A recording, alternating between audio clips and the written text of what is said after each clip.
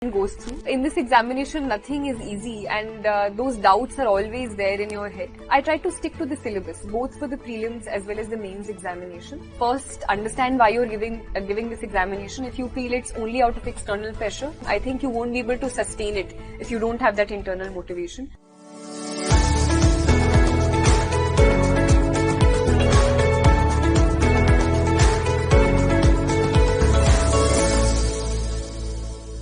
Hello and welcome to byjus Exam Prep IAS. Final results of the Civil Services Examination 2021, commonly known as IAS Examination 2021, have been declared. 685 students have been selected and lakhs of students they appear for this exam. So that way it becomes one of the toughest examination, lengthiest examination of this world. Today, to discuss the nuances of civil services examination, to have a holistic perspective with regards to how to start with, what are the do's and don'ts for this examination. Today we are joined by the topper of this examination, All India Rank 1 of Civil Services Examination 2021, Miss Shruti Sharma.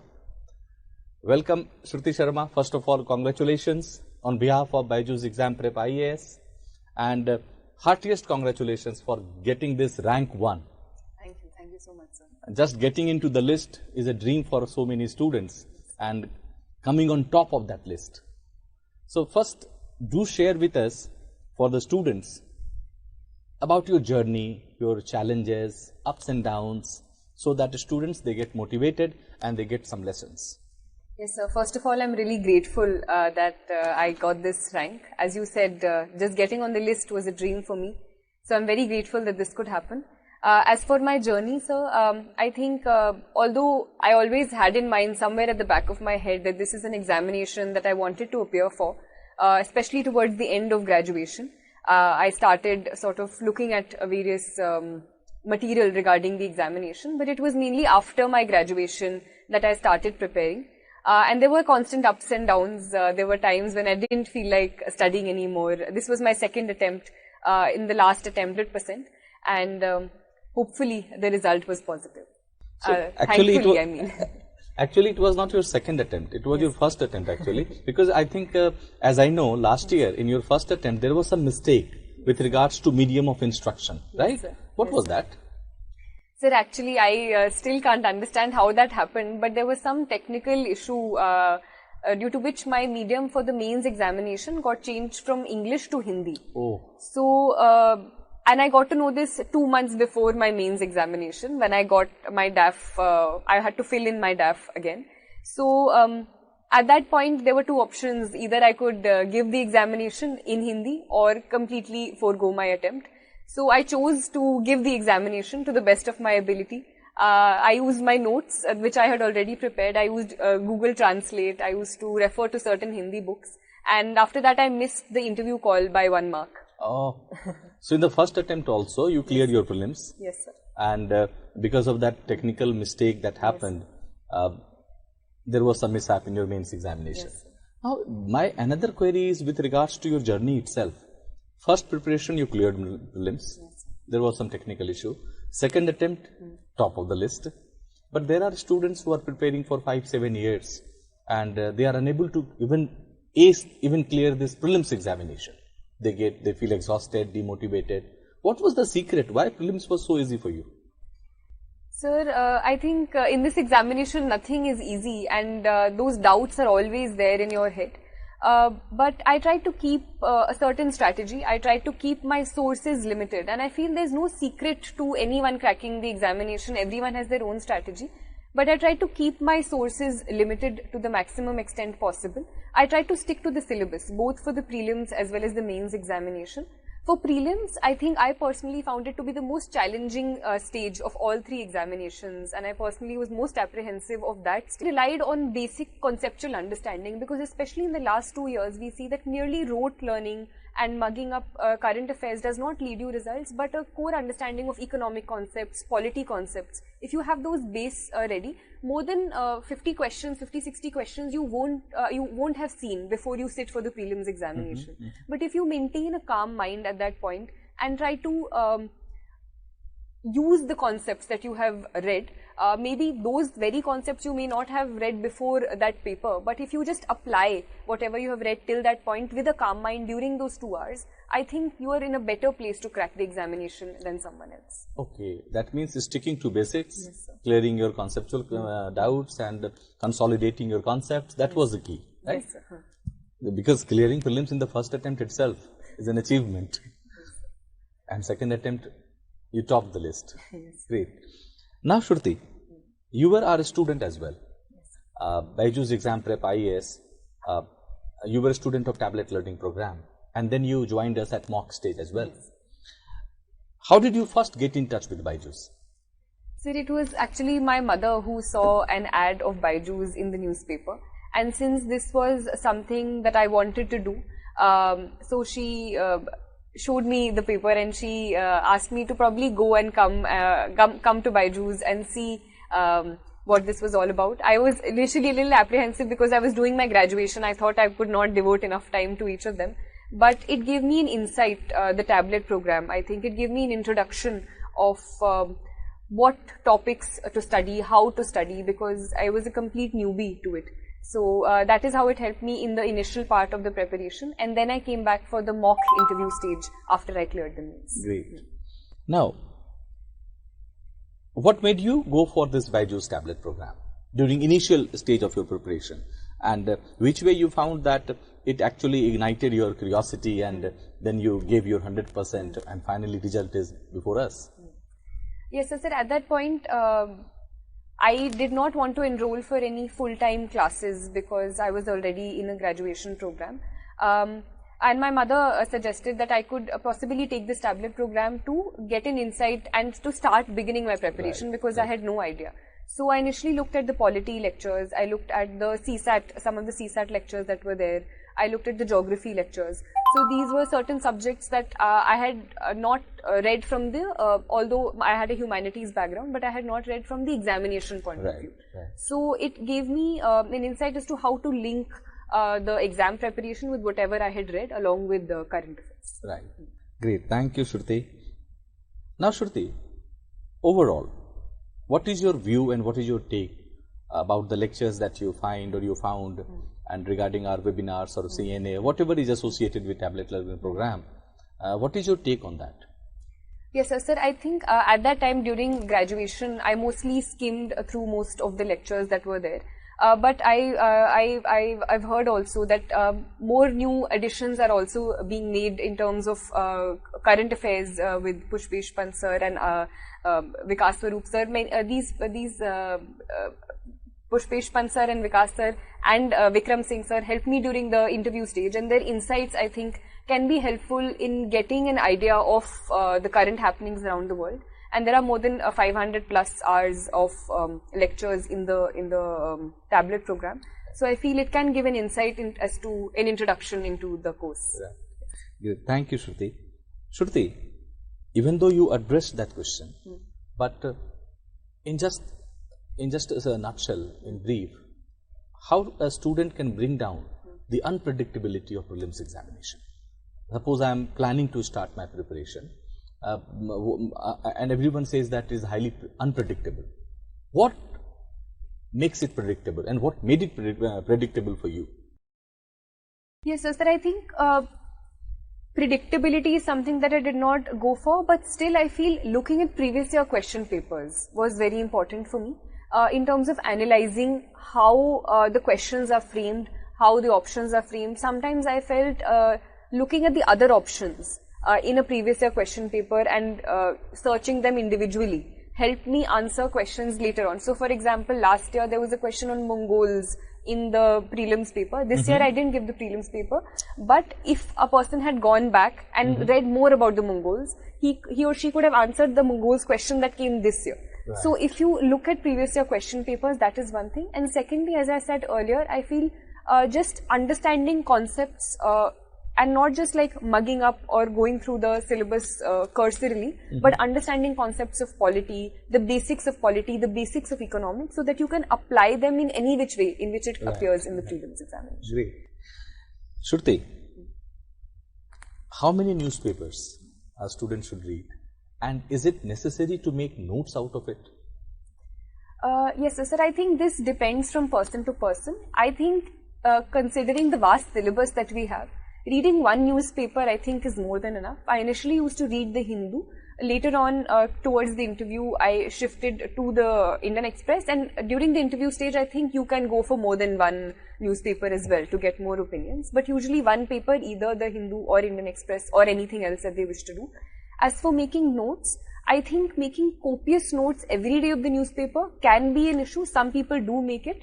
I personally did not make them, but I made notes of issues that were important. So I did not make article-based or newspaper-based notes completely, but I used to refer to the syllabus. And if there were important issues in the syllabus that had appeared in the paper, so I used to use the content of the paper as well as other sources to make notes of that topic rather than just that article. Otherwise, apart from that, any current affairs which I felt could come in the upcoming mains examination, those also I made. Great, thank you. Now, so many people might have asked this question regarding number of hours. People say 15 hours, 17 hours, and God knows what. How many hours do I need to study? Average.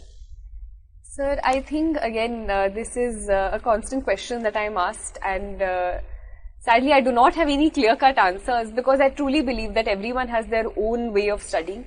I personally was a person who, when I wanted to study, I could study for really long hours, and when I didn't want to study, I did not study at all. So I made certain targets for myself in terms of topics, but at the same time, I wouldn't also say that, just 2-3 hours of study every day will. At least I think 6 to 8 hours you need to put in for a certain amount. And continuous. Yeah, continuously. Like, though you can take breaks obviously, and according to your, for example, if I feel you're not feeling like studying at all, and constantly pushing yourself when you have something else in your mind, that can also be counterproductive. You may just be sitting and not studying. So take that break, but then come back with a renewed vigor. Great. Now, Shruti, there is a very important part of the civil services examination, that is perseverance. People say it is not a sprint, it is marathon. You need, even for one attempt, you need 1.5 years. What kept you motivated, and how students can maintain their tempo? Because initially they start with great degree of enthusiasm. I have to crack this exam. But over a period of time, they start losing their steam. What is the motivation factor, and how they can keep themselves focused? Yes, sir. I think the most important thing which one needs to understand and ask oneself is why they are writing this examination. So I think even if other factors go out, you have an internal motivation, an internal accountability with yourself. So I think that is the most important. Understanding why you're giving, apart from the parental pressure or external pressure or desire for status or all of those other things. So first is that, sir. Secondly, despite having that motivation, often you do feel demotivated when you feel that your effort is not bringing results.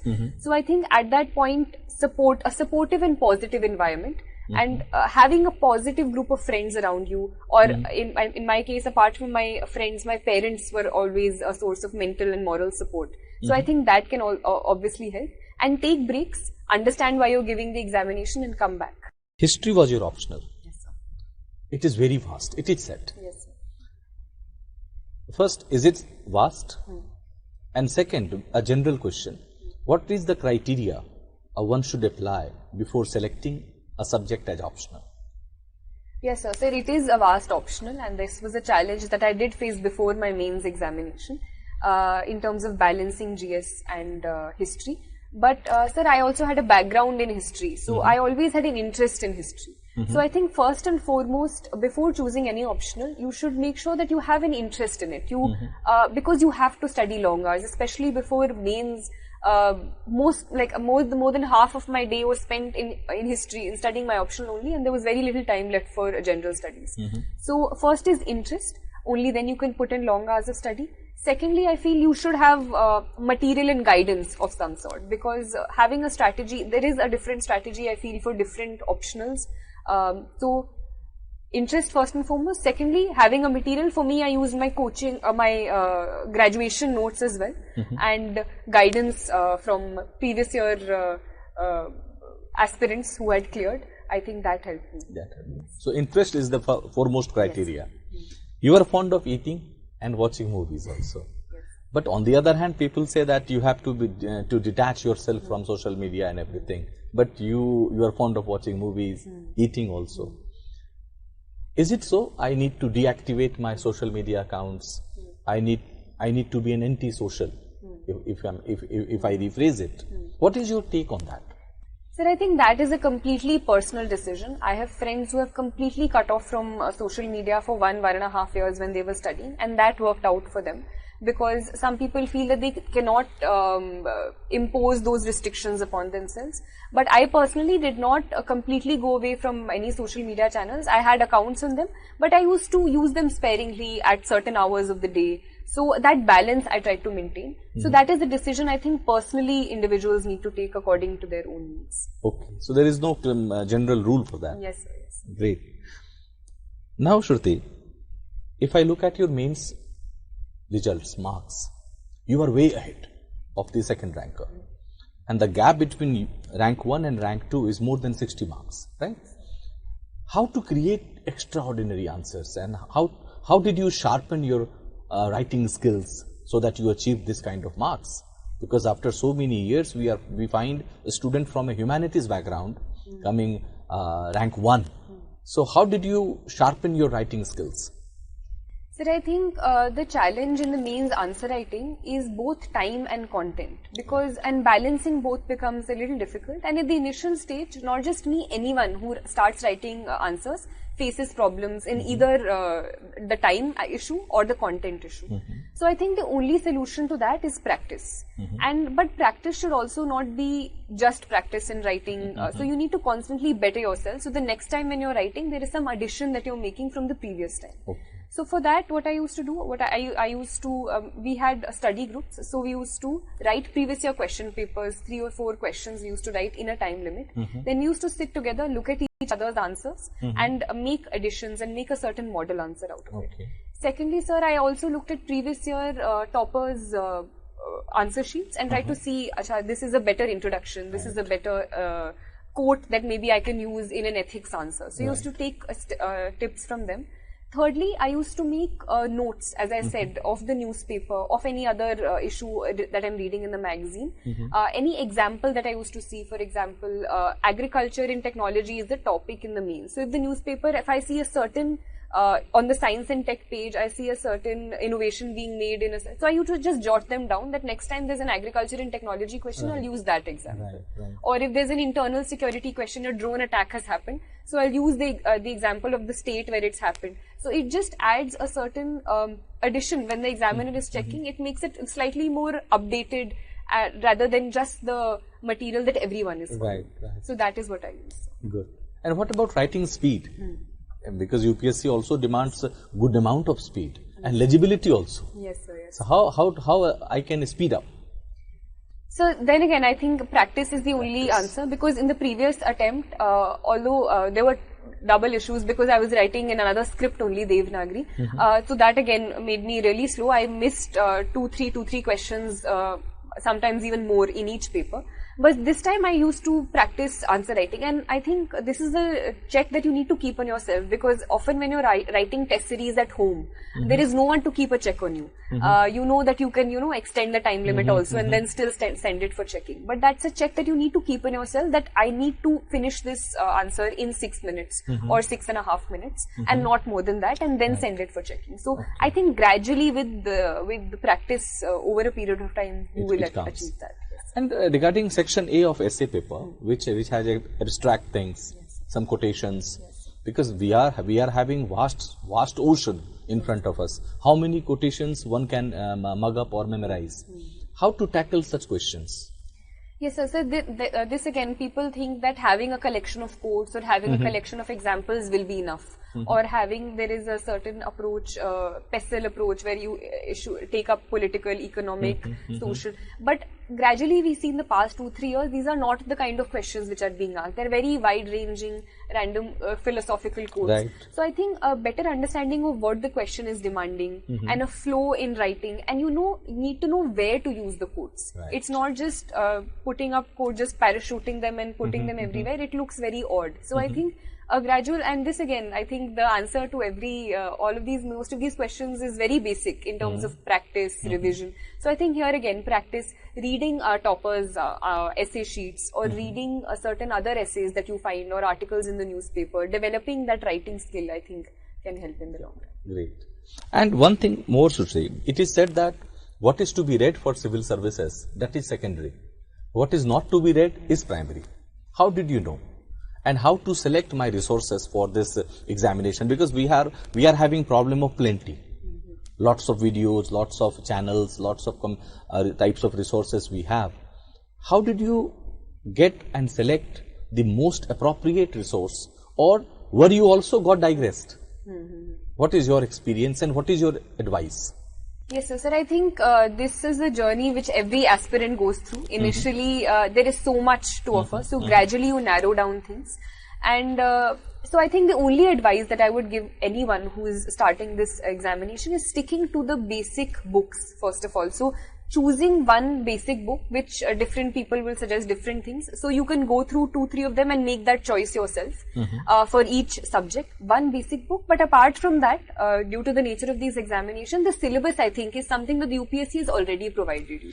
And so sticking to the syllabus, especially, I felt really helps in the mains examination. Right. Because many questions directly come from the wordings that are provided. So when you're reading the paper, when you're reading any other material even as well, apart from your basic book, then just keep on adding stuff according to the syllabus and the requirements of the syllabus, as well as previous year question papers. Okay. So I think the previous year question papers and syllabus are a guide as to what you should read and what not to read. Okay, previous year's question paper and syllabus.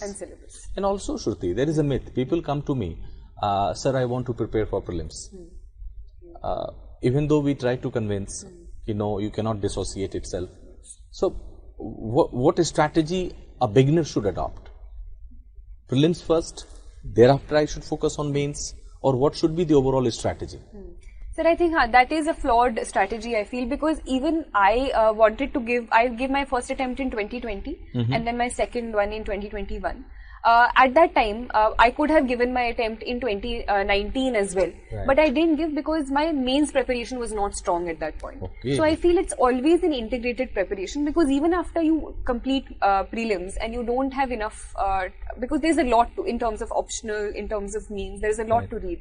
So then in those 2 months, you won't be able to complete much, and then you'll be stuck in that cycle again. Right. So I feel it's always an integrated preparation. At the same time, there are certain tweaks to your strategy that you need to make immediately before prelims, immediately before mains, and immediately before interview.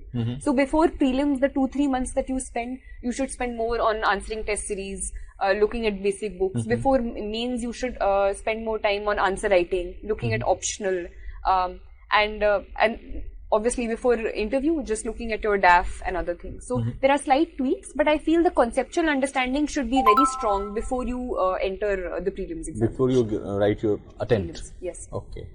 And what about this one column that is in DAF, hobbies, extracurricular activities? Because after interacting with thousands of students, we realize that 90% of them, they don't mean it. So does it affect the outcome, or they should take it seriously, that hobbies and extracurriculum column? Hobbies and extracurricular should not be just an instrumental thing that you write in the DAF.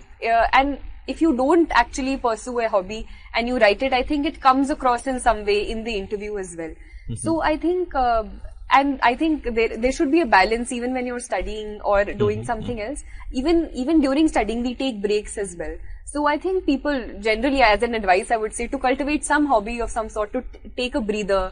And I think there's more to life than just studying. So I think that wholesome personality should be developed early on, and not just for the UPSC examination. Great. There is a challenge of current affairs as well. What to study, what not to study, and you can say crores and crores of facts are coming up on daily basis.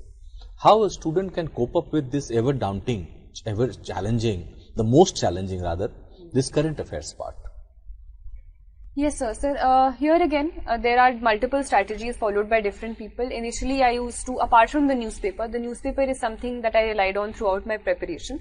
But apart from that, I used to look at some monthly current affairs magazines as well.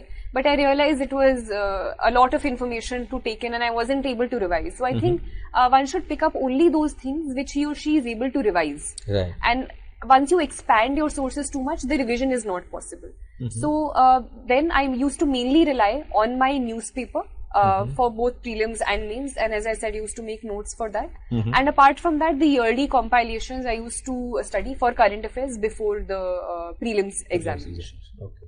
And you talked about revision, right? Yes. So what is the best strategy to revise, because syllabus is too bulky? Yes. What is, how to make their notes concise, and how can they revise the facts? And there is also one issue. Students, they complain that I cannot mug up the facts. I am good at analytical skills. Is there any way to memorize the facts? Like history was your optional, so many facts are there. But the students, they often complain that they are unable to mug up facts. How to deal with this? Yes, sir. I think this was an issue. Although I have my optional as history and my background as history, dates is something that I always struggled with, and remembering dates. So I think as hard as, to be really honest, some things you do have to mug up in terms of dates, and also that is something that I did struggle with. But at the same time, one should not mug up things that do not need to be mugged up. Right. So things that you can understand, I think you should try to relate with things in terms of context also. Okay, for example, if something is happening in a certain period, what else was happening in India, in the north at that time or in the south at that time? So you can sort of relate and understand better. But certain things, I think in the context of this examination, you do have to mug up. You can't run away from that. But for other things, I think notes again, making concise notes and re-revising them makes them sort of imprinted in your head for a longer period of time. So especially for history, I think, because the syllabus is that vast, after a point of time, I did not have to rely on any books. I only relied on my own notes. So it's easier for revision immediately before the mains examination. Sure. One very tricky question. Do I need to come to Delhi to be an IAS? Sir, I do not think that you need to necessarily come to Delhi before the examination, before preparing. We have seen year after year people from rural backgrounds, people from not from Delhi, from remote areas cracking this examination. What you do need is access to material. What you do need is guidance and a certain strategy that you are following yourself, and a sort of self accountability in terms of preparing a time management schedule, doing that revision, doing that practice. So those are things that you do need to impose on yourself. If you can do that, if you can maintain that self-discipline and have access to the basic books, which I think are available online as well for people who do have that accessibility, I think you can crack this examination sitting anywhere else as well. So you are topper of IAS examination. You were topper of St. Stephen's as well. You got into Jawaharlal Nehru University. Then you got into Delhi School of Economics as well. But I am a mediocre student. Do I have a chance? Role of academic background.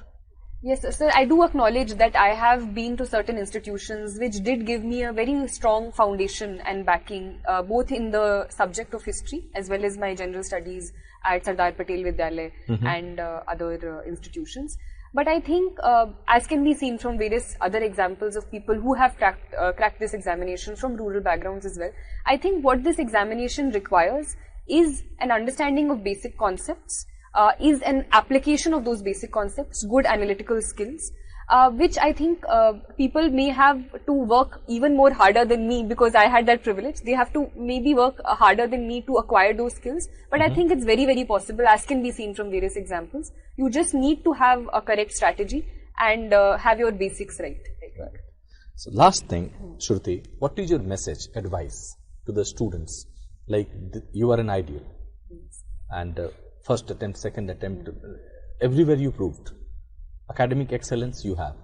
What is your advice to the upcoming bureaucrats, those students who are planning to prepare or they are preparing for this exam? What would be your advice to them? So my advice to them would mainly be, first, understand why you're giving this examination. If you feel it's only out of external pressure, I think because the examination journey is very long, I think you won't be able to sustain it if you don't have that internal motivation. So first get that right. Once you have that strong, I think sticking to basic materials, following the syllabus, practice and revision. These may be very boring things, but I think they work out in the long run. I think also in terms of the downs that come in the preparation, don't get disheartened. Just be sure that you are giving your 100%. Once you do that, I don't think people will have any regrets later on that they did not give their 100%. Even after that, if you don't qualify, because I know that the exam is very competitive. Only this time there were around 700 seats. Sometimes there are 1,000 seats. Lakhs of people sit for this examination. So not everyone can clear. But that is in no indication of your worth. There are various other ways in which you can give back to people around you, in which you can contribute to the nation.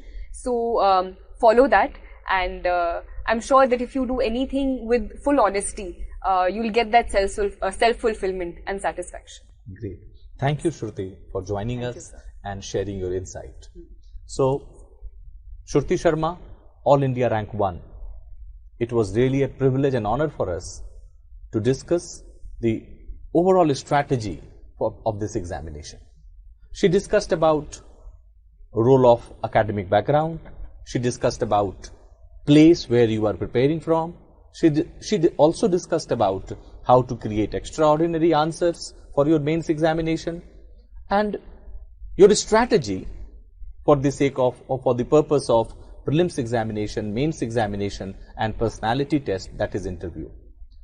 We had a very insightful discussion on how to select optional subject as well. How many number of hours you need to study. So, how many newspapers you need to study. So, we have a very enlightening and very thoughtful discussion with Shruti Sharma. Thank you. Thank you so very much for joining byjus Exam Prep IAS. Thank you.